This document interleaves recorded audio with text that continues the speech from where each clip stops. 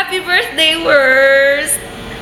I miss you, I love you, and I pray that you will always be as successful as you ever wanted to be.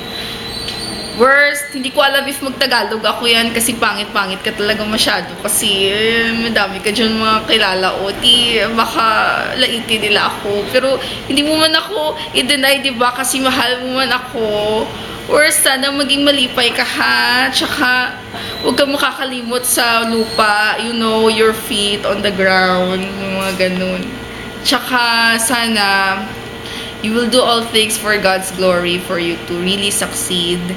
And I pray na I will see you the soonest because I really want to hug you tight and say the worst. Congratulations, you're getting there. Ay, abot sa'yo, pangit. Happy birthday.